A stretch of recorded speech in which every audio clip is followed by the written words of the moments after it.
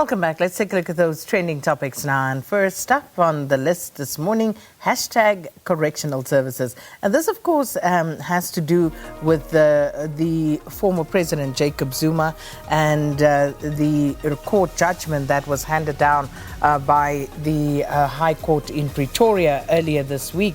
Now, Correctional Services have, of course, filed an appeal, an urgent appeal in this regard.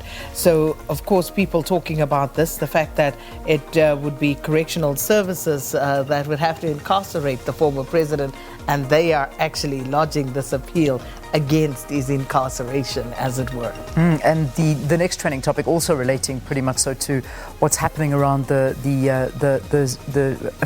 Zuma saga. So ANC KwaZulu-Natal are joining Jacob Zuma's appeal. ANC KwaZulu-Natal plans to ask to be friends of the court when the matter goes to SCA. So this is, another issue and another dimension to what's happening there. So yeah, it's an interesting story to be watching as this unfolds. And I also see that Duduzane Zuma is also trending now. So that's also a very, very big trend. So it's all ramblings around what's happening around the former president. But perhaps just to bottom line it, the Department of Correctional Services are, of course, in filing that application of the view that the court had misinterpreted the Correctional Services Act and that they had erred in that decision, and of course hoping that another court will overrule the previous decision.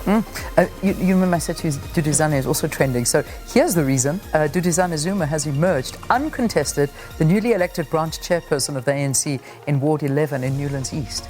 So that's the story there. So they're just saying, a tweet saying, I would like to officially introduce to you the new chairperson of Ward 11, Duduzane Zuma. So the political career has officially begun. Yeah, definitely. Interesting times, for sure. Indeed.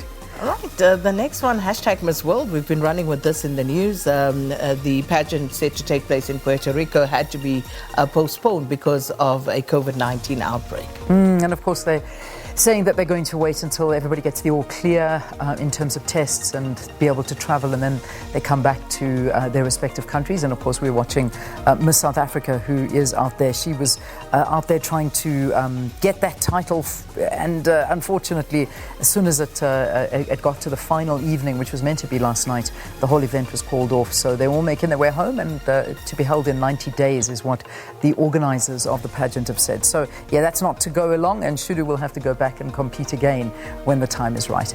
Okay, that's MissWorld, and then Centurion. So it's quite a big trend, but I think this has all got to do with the rains that are out and about and the flooding of roads and bridges, and just to really be careful out in areas. And again, lots of rain predicted for many parts of South Africa, but Centurion seems to be the big talking point in terms of the flooding that has been taking place on some of the roads and bridges.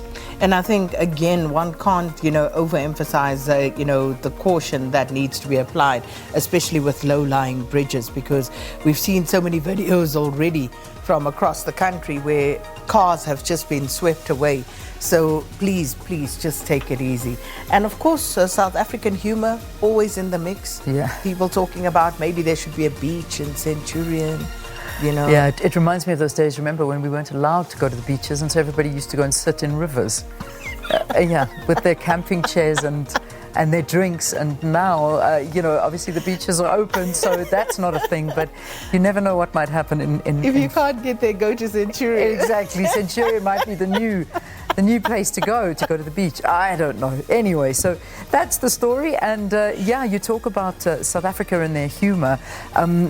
Again, bringing out all angles of the deputy president, who's been the sitting president for the week, and all of this good news that's been coming out. Well, they're also attributing the fact that Fitch Ratings Agency revised the outlook on South Africa's credit rating from negative to stable. And they're saying, once again, Didi strikes again. Strikes again. Strikes Exactly. Yeah, All sorts so of good quotes, yeah.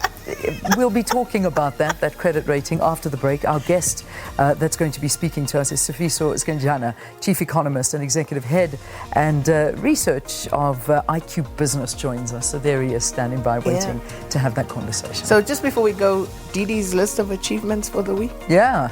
So well, we're on level 1, so no lockdown. Yeah, we on level 1 for the festive season.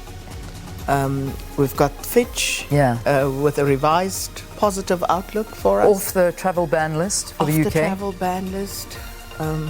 You can tell us the others if you like. There were lots. There's a whole Morning list of Live, things. SABC, all the good things that have happened while the country is being stewarded by the Deputy President.